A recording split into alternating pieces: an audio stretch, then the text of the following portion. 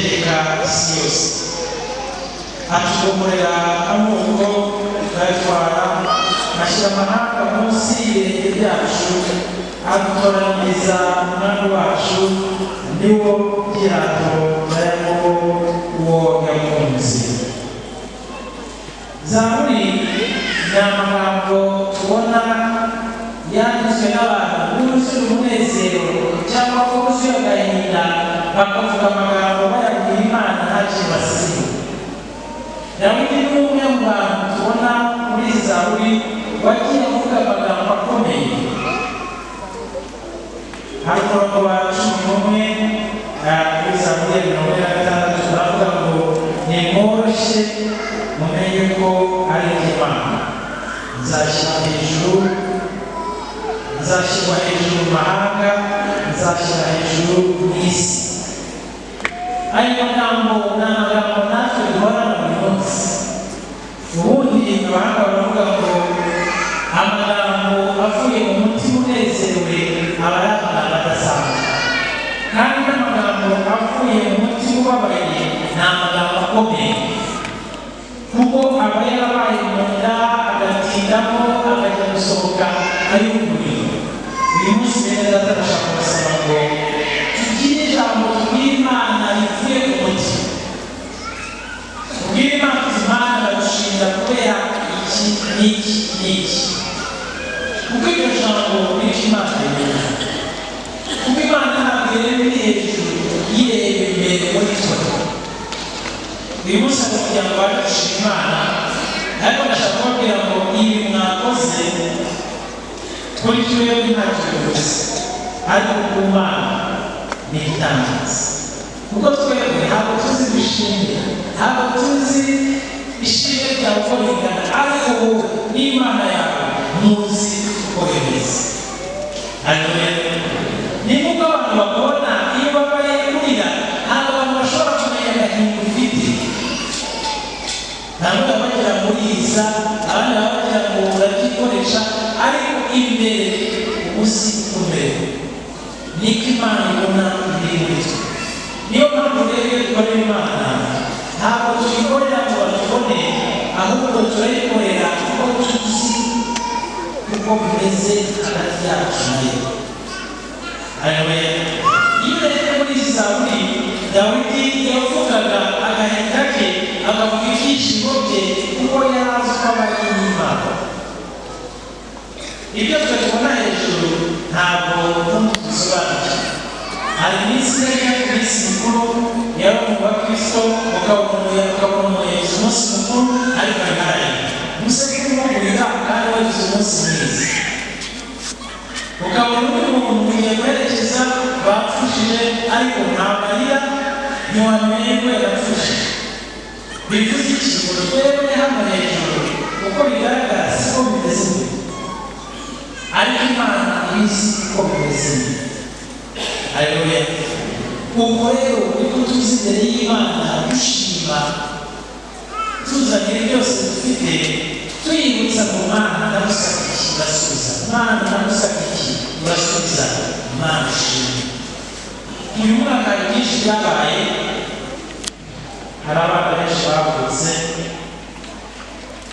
hari ababyeyi bungutse mu muryango, ariko hari n'ababyeyi abenshi n'abavandimwe babuze ababo. Ibyo byose birabishimwa, kuko hagiye iwacu. Iyo umuntu apfuye nubwo tuba turira turashima, kuko twaramubonye yatubereye umugisha, yari ahari, yari afite icyo amaze. Ariko ntimukajye mukoresha gushima. Hari abashima kubera akazi, hari abashima kubera abavuye diplome, hari abashima ibintu bitandukanye. Ariko iyo dusomye muri Bibiliya abantu benshi bagiye bashima Imana yabakoreye ibitangaza. Na Yesu ubwe arahatubona icyo badusomeye, aho Yesu yahuye n'abantu bashonje, hari amafi make, hari imigati mike, ariko hari ikintu yakoze. Ntabwo Yesu yakoze ngo Mana ntabara, Mana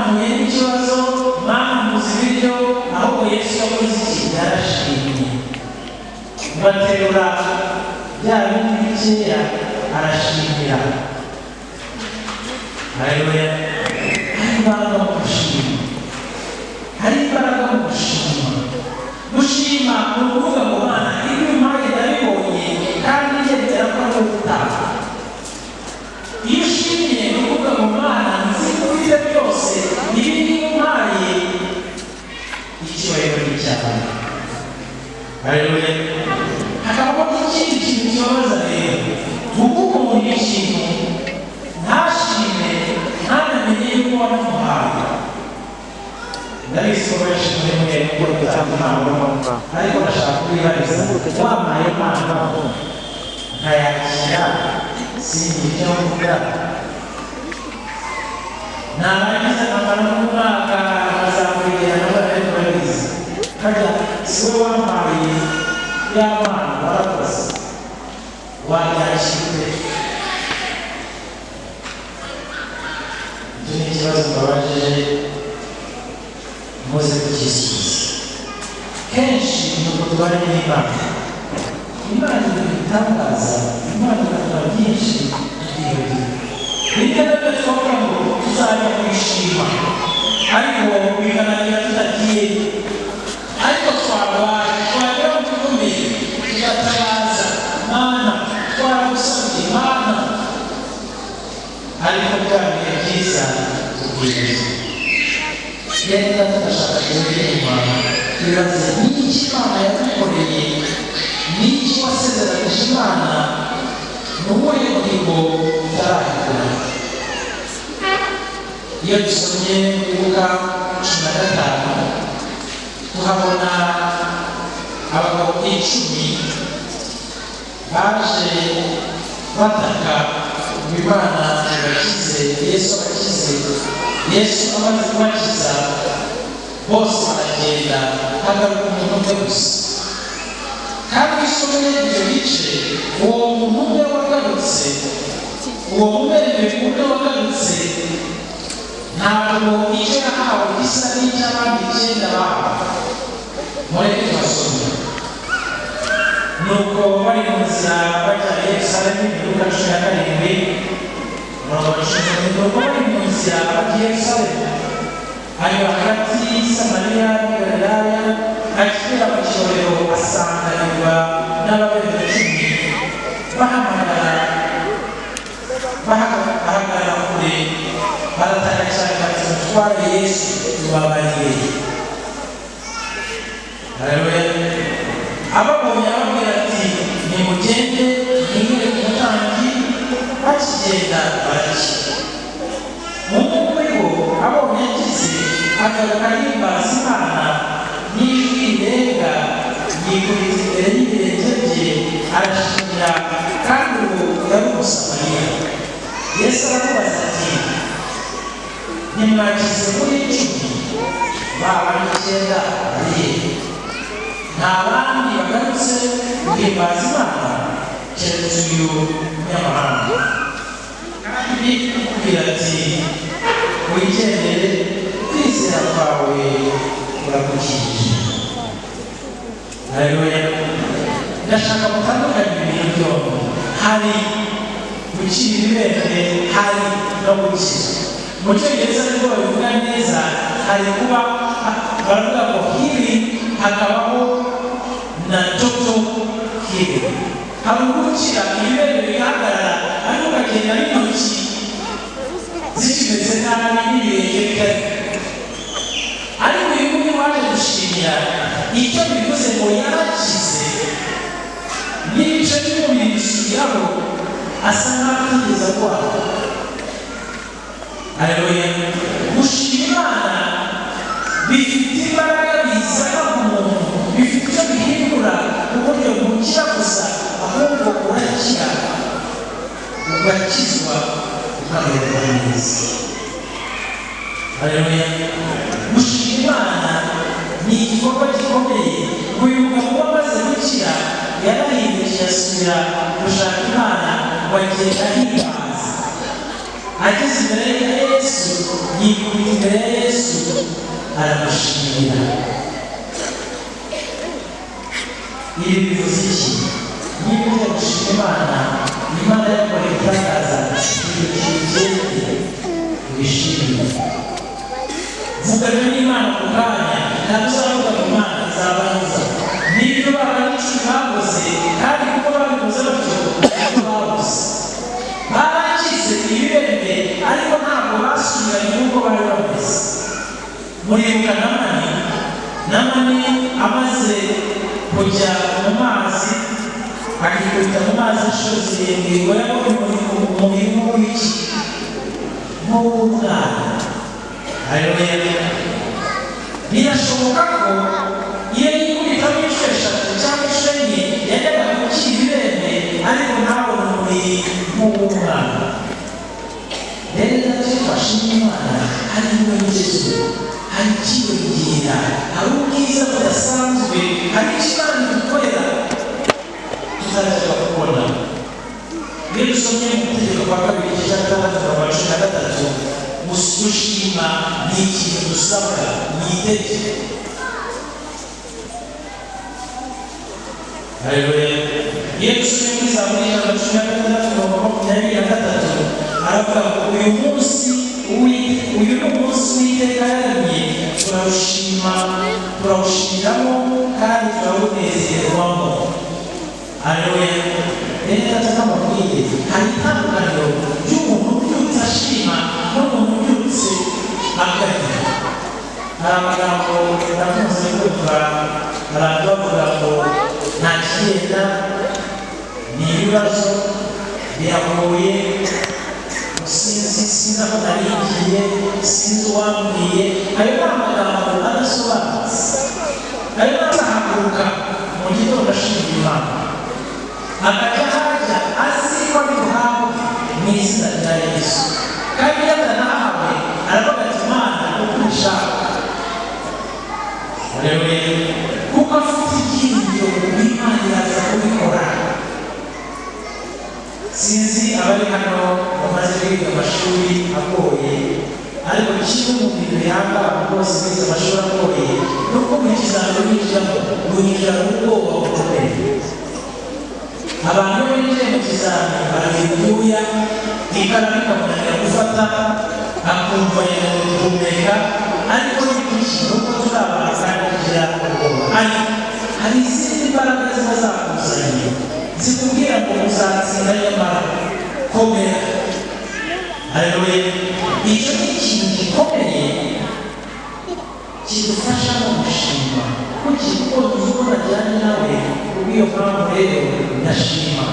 Nibona akazi ndashima ninakabona ndashima kuki kuko nzi ko kubona uri kumwe nawe afite isezerano yasezeranyije. Haleluya.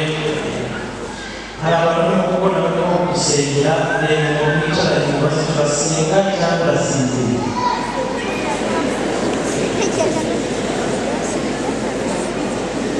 Rero nataka mbabwire hari ibintu tuvuga bikagorana kumva. Iyo twamaze gushima abakozi ko banasabye Imana ikamba abashimiye ariko mbabwire aba babiri icumi basabye Imana ngo Mana tubabarire bikurikire Imana bikurikire ya Yesu amaze kubakiza ntabwo ari bababwiye ngo nimurangiza mugaruke mushimire. Haleluya. Ariko ahubwo barutse gushimira ni murebe ibyo yahawe. Bibiliya nicyo giza n'ibisobanura neza ngo he was healed totally. Yarakize yabona ibice ibintu byari byarariye arabisubizwa. Rero nibyo koko mushobora kuba muza mugashima mugasenga Imana ikabaha ariko niba mutaje ngo musenge munashimire imbere y'Imana ariko mutabona.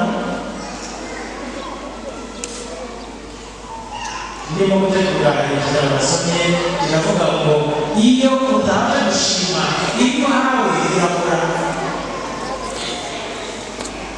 Umuntu agasenga Imana ikamuha diplome ariko kuba bwagiye gushima diplome igahera mu ntoki. Haleluya. Wa mugabo wari ufite ibirenge bari icyenda barakize ariko abandi bagiye nazamukize zose zimeze baravuga ati twagize ntabwo ari uburangira mu gushima hari uri kwica wiyongera. Haleluya. Kandi kamubwiye ntabwo muzabere iyo umuntu yamuhaye ukamushimira ntabwo yumva mu bitekerezo amubuza gukora ugati nyamara uriya muntu yarabibonye yuko ari byo nakoze. Haleluya. Ibi rero turabibona na Yesu avuga ati ntabwo ari 10 nakijije ni kuki agarutse umuntu. Bene data urusengero nk'uko mubibona tubangaye twese dufashe umunsi wo gushima kugira ngo sabine abapastori nta n'ikindi mwakora twaba tugana gushima buri munsi.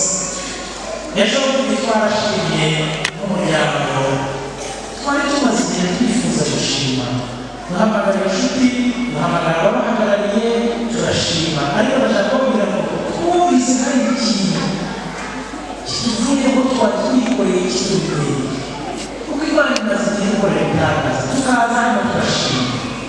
Ariko twavuze ngo turashaka umunsi tuze ariko kituzanye tutari tubonera twishimwe kuko ngo Mana warakoze nta n'ikindi kubonera. Haleluya. Zaburi ijana na 15 umurongo wa mbere aravuga ngo ntabwo ari twe ariko Mana ni wowe icyubahiro cyawe. Haleluya. Ariko rero hari n'abantu bazi bibari kwiba icyubahiro cy'Imana. Hari umuntu muri Bibiliya wiga icyubahiro cy'Imana ndashaka kubereka uko byamugendekeye kugira ngo atazagira umwe muri mwe wibeshya kuri icyubahiro cy'Imana. Hari umugabo witwa Herode wisomye ibyakozwe n'intumwa igice cya 12 uwo mugabo witwa Herode yari yarigize itangaza yigira Imana arakomera yumva ko ari Imana. Rimwe rero muri uyu murongo byakozwe n'intumwa igice cya 12 ngo bukeye Herode arakarira ab'Itiro na Sidoni ariko bahuza inama baramusanga bahongera Kristo umutware w'abashashi b'umwami basaba amahoro kuko igihugu cyabo cyahahaga ubwami bwa Herode. Nuko ku munsi wategetswe Herode yambara imyenda y'ubugabe yicara ku ntebe y'ubwami arabaganirira. Abantu barasakuza bati yewe noneho ijwi ry'Imana si iry'umuntu. Ariko muri ako kanya marayika w'umwami Imana aramugumbana kuko atahaye Imana icyubahiro aherako agwa inyo umwuka urahera. Ariko ijambo ry'Imana riragwira riramamara. Rero ntabwo ushobora kwiga icyubahiro cy'Imana. Twese imirimo dukora icyubahiro cy'Imana. Iyo bashatse rero kwigira igitangaza ntibashimye ntibambonye navuze ndamubwire utazaba nka Herode. Herode yari azi ko ari igitangaza. Nta gitangaza kibaho Imana niyo gitangaza. Haleluya.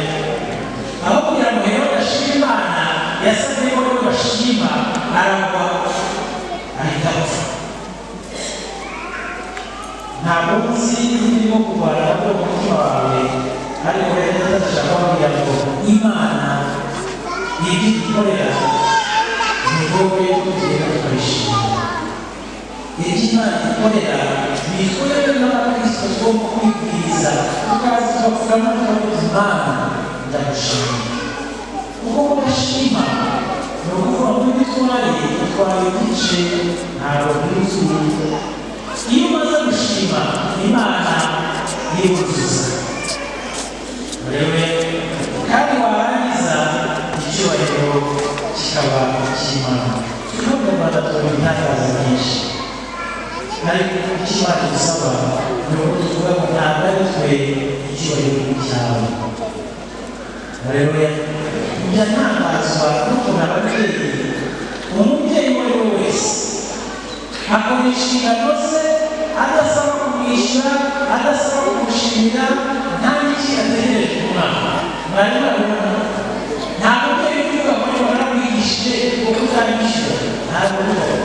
Ariko umuntu aguterura akazigo akakavana akageza hariya atamafaranga ariyo.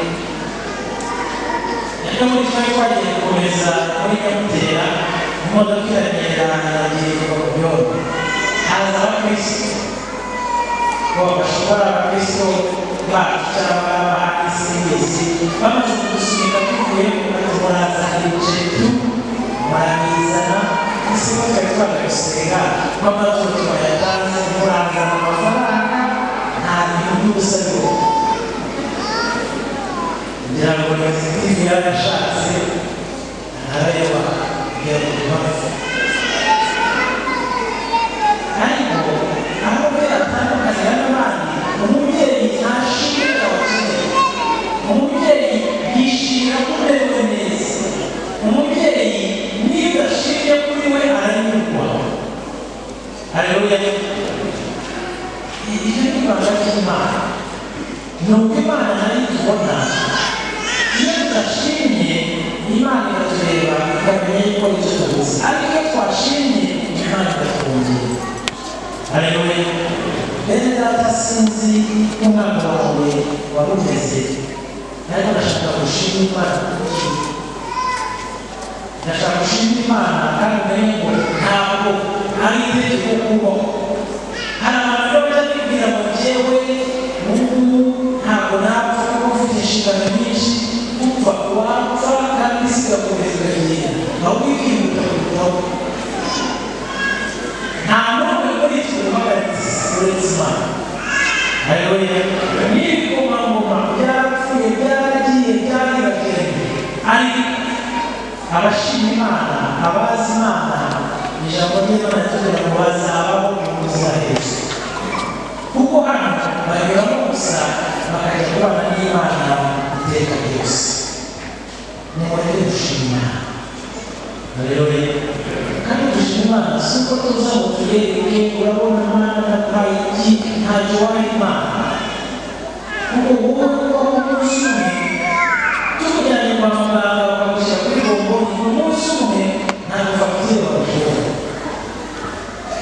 Haleluya. Umunsi umwe bananiwe, inda yawe yakunaniye kwakira ibiryo, ntabwo wabwaki. Ariko ibyo byose ibyo tugiye kandi abazi umubembe n'umwe baza gushima Imana. Yesu arabaza ariko abandi bari bene data n'abakristo, nimureke dusubize amaso inyuma. Ni iki Imana idukoreye? Ni iki tugiye kwishimira? Kandi nababwiye gushima Imana si uko tuba twateranye mukaza hano, n'uko umutima wawe umubwira igikwiye ukagikora. Haleluya. Kuko mukoze Imana ndabizi. Ariko ikindi kigaragara ni uko umuntu wishimye ntabwo umunezero we ushobora kuwihishaho. Nkunda kubona abana, iyo umwana yishimye biragora asimbuka abayirukanka. Iyo umwana namutekeye neza akishima, iyo arya aririmba. Mujya mubibona? Hari uturirimba abana bajya baririmba iyo baryohewe. Natwe nk'abakristo iyo twaryohewe imbere y'Imana tukaririmba tukanezerwa, ugira ugushima. Niyo mpamvu Dawidi yahagurutse ashima Imana, arabyina, aravuga ati Imana ushimwe. Niyo mpamvu yosubiza Zaburi. Iyi Mana dukorera ni Imana nzima, ni Imana ituzi. Iyo twazanye ishimwe imigisha yacu iruzura. Iyo twazanye ishimwe ibyo dusengera ni Imana ibaduha umugisha. Mureke dusenge. Turamushima Imana kuko udukoreye byinshi, umwaka utugaragaye. Mana twabuze ibyo tugomba gukora, iyo twamenye Mana turasaba kugira ngo umugisha wawe utubeho. Mana twibutse gushima, Mana twibutse yuko atari uburenganzira bwacu ariko ni ubwawe.